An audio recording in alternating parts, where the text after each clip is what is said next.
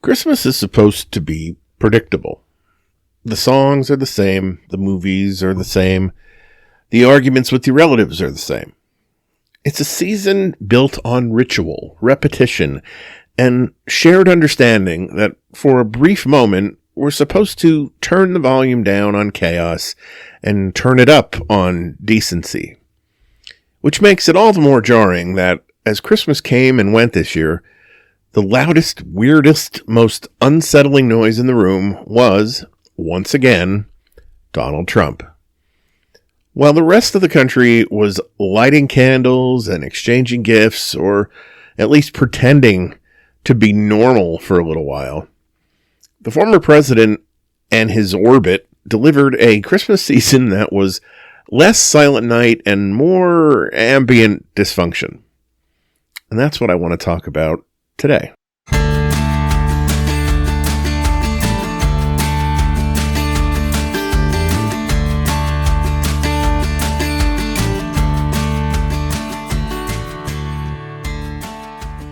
Hello, everyone, and Merry Christmas. Today is actually Christmas as I'm recording this. You're listening to a supplemental installment of Back Porch Files from your neighbor on the left, the podcast where we talk about liberal politics, human decency, and life on the blue side of America's ideological divide. As always, my name is Don Spielis, and I am your host.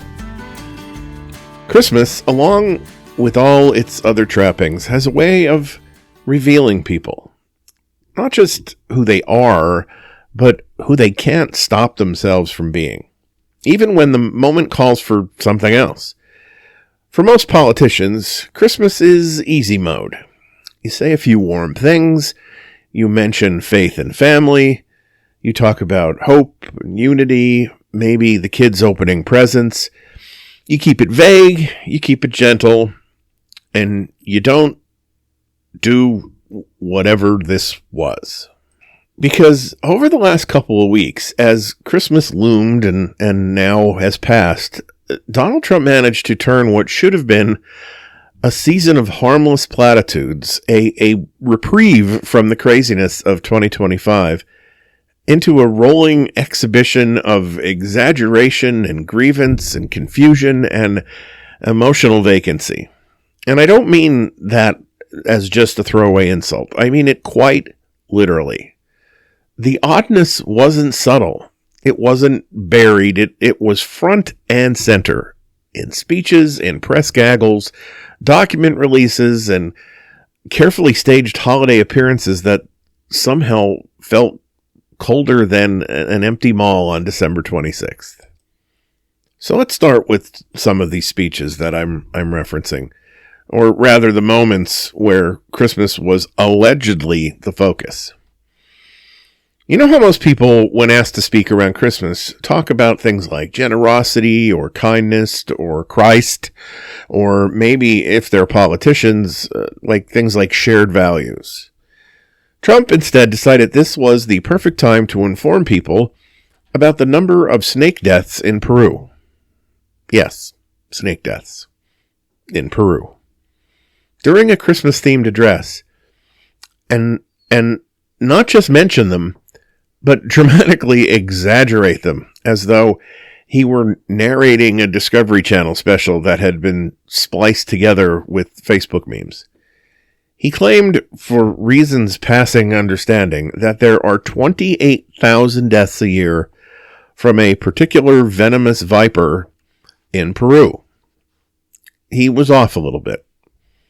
Based on available data, which I'll admit is spotty, there are between 10 and 100 deaths per year in Peru from all venomous snakes. You know, this wasn't just a passing aside. It was one of those moments where you could practically see the mental gears slipping. Why snakes? Why Peru?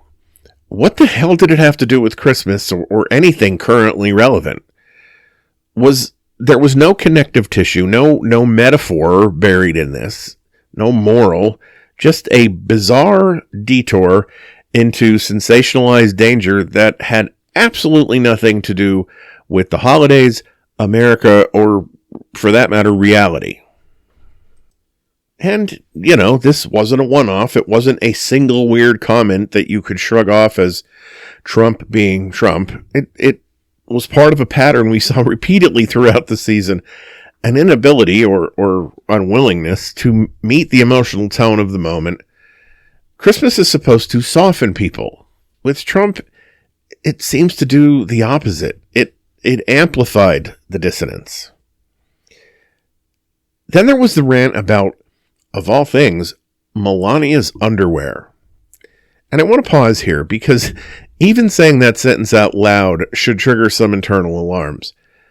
There are certain things you just don't expect to hear from the president, especially during the holidays. Commentary about your spouse's underwear, the first lady's undergarments, is certainly one of them. He detailed how she stores them, and he mentioned that he believes she steams them. And the guy who was so bumfuzzled by the word groceries earlier this year at one point referred to the undergarments as her drawers. How quaint. But there it was, not framed as humor, not framed as affection, just dropped into the discourse like a malfunctioning ornament falling off a tree. It was awkward, it was inappropriate, and once again, it raised the question that has followed Trump for years. For all the advertised talent and brilliance in his administration, does anyone ever tell him no? Do any of these folks have the slightest bit of input as to what topics Trump is going to cover? Or does he just free associate his way through public appearances? For average listeners, this is where the discomfort really sets in, because you don't need to be political or, a political junkie to feel how off this is. You don't need to analyze polling data or be versed in constitutional law. You just have to imagine anyone else, a boss, a neighbor, a distant uncle, bringing up this topic unprompted at Christmas dinner. You'd exchange looks, you'd clear your throat, you'd quietly reach for more mashed potatoes and pray that the subject changes. But with Trump, the subject never changes, really. It just keeps getting stranger. But besides the speeches, there were a number of other things. As if on cue came the Epstein document release and the so-called suicide note. Now, this is where dysfunction takes a darker turn, because Jeffrey Epstein isn't a punchline. He's not a curiosity. He's the center of one of the most horrifying abuse scandals in modern history. And yet, even here, even with something this serious, the handling was murky, confusing, and deeply unsettling. The sudden appearance of this purported suicide note raised more questions than answers. Where had it been? I guess it had been with the other documents that they didn't want to release. Why is it being released now? With all the massive redactions and the limited release of documents, you would have to wonder how this one passed muster. And why does it feel less like transparency and more like someone tossing gasoline onto an already smoldering fire? Again, for reasons that I don't get. Is this supposed letter that was sent to Larry Nassar, himself a convicted sex offender, was it even real? For a Christmas season of all times, this was an extraordinary reminder of how normalized chaos has become. That even during a period traditionally reserved for reflection and calm, we're still stuck parsing half-explained document drops tied to one of the most disturbing figures of the last decade. I've said this before. That normalization is dangerous, because the more often this crazy stuff happens, the more numb people become. The more likely they are to shrug and say, well, that's just how things are now. Christmas used to be a pause. Under Trump's influence, it became just another chapter in an ongoing spiral. This is as good a time as any to bring up the Kennedy Center, or the formerly named Kennedy Center, because Trump decided that it needed to be renamed in the middle of Christmas season this year. It is now the Donald J. Trump and John F. Kennedy Memorial Center for the Arts. Somehow the memorial part still being left in there while Donald Trump's name, and of course he's still alive, was added to the front of the building just makes the whole thing even more crazy.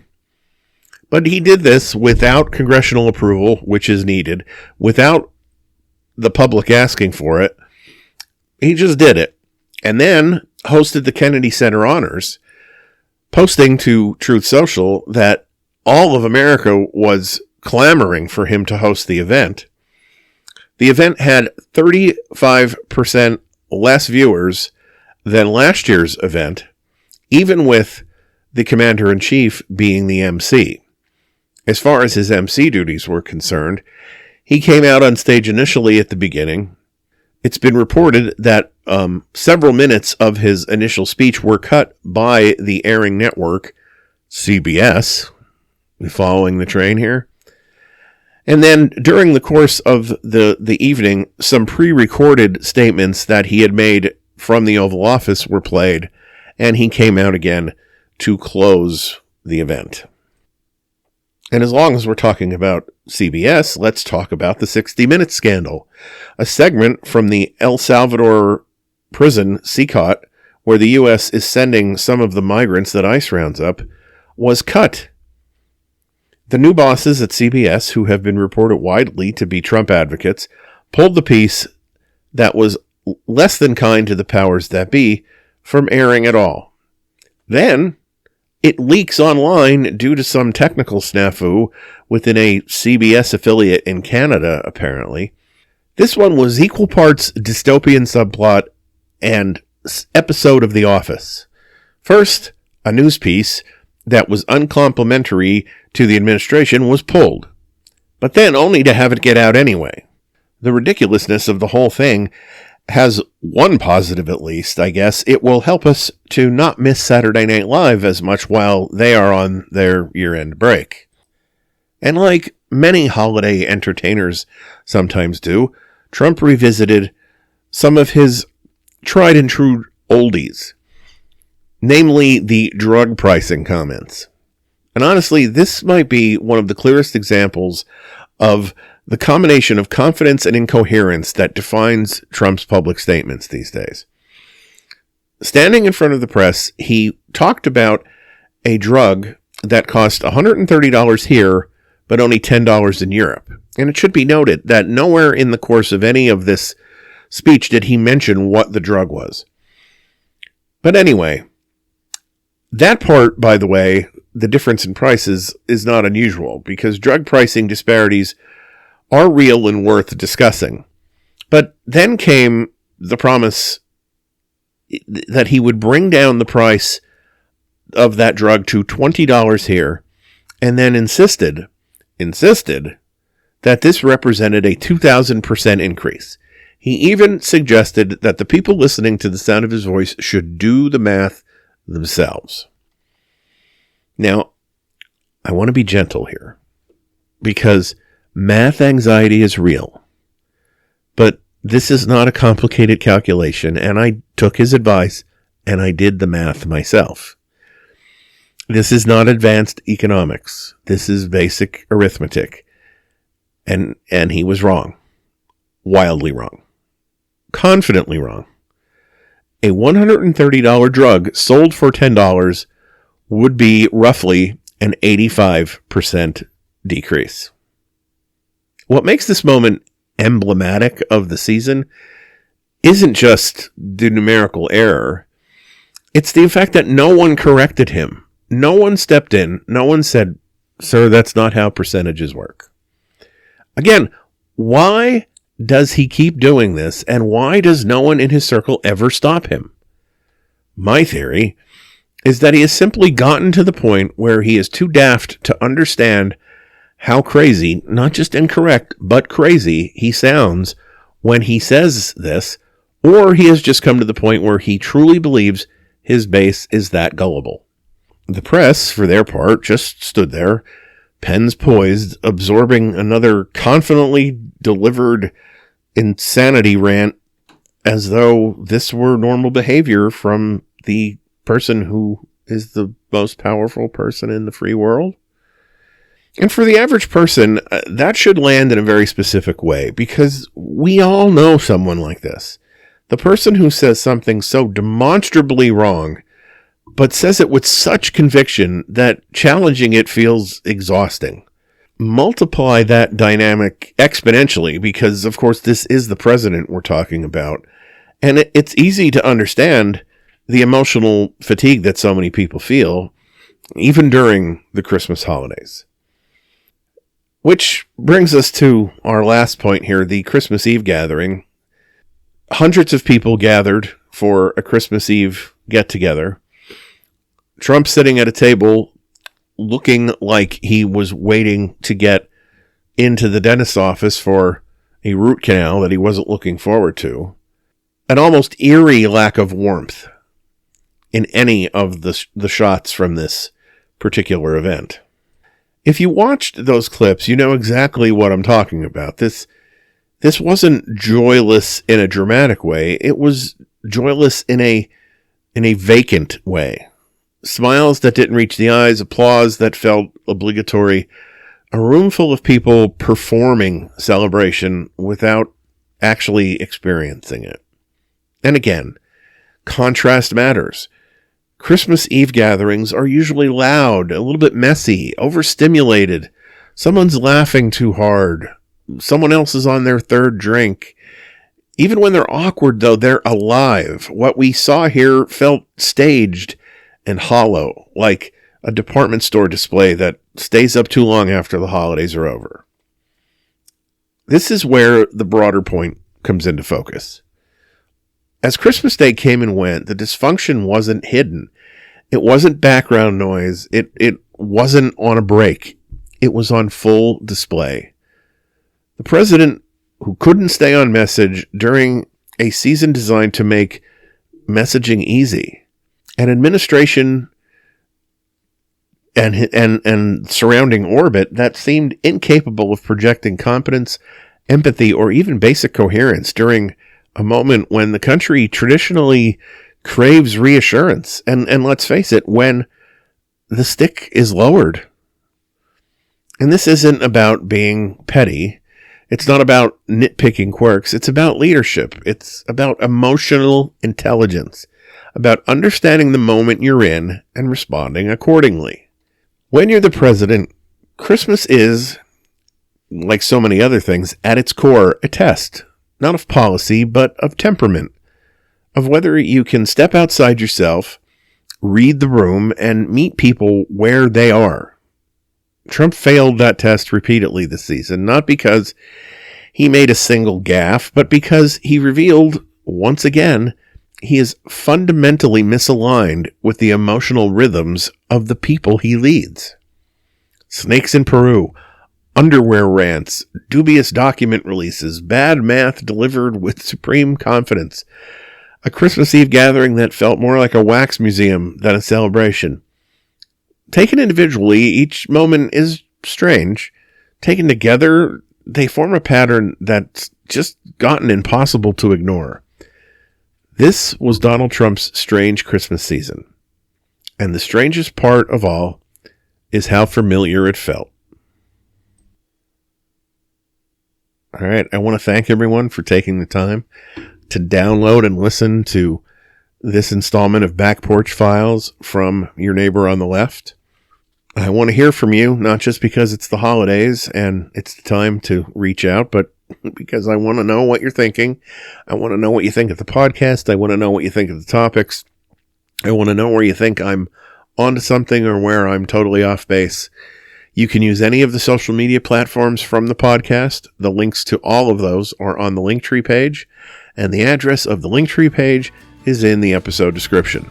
You can also reach out to the podcast via email if you wish.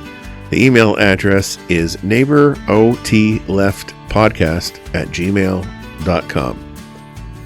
We'll be back on Tuesday with a full episode of Your Neighbor on the Left, which will be our last one for 2025.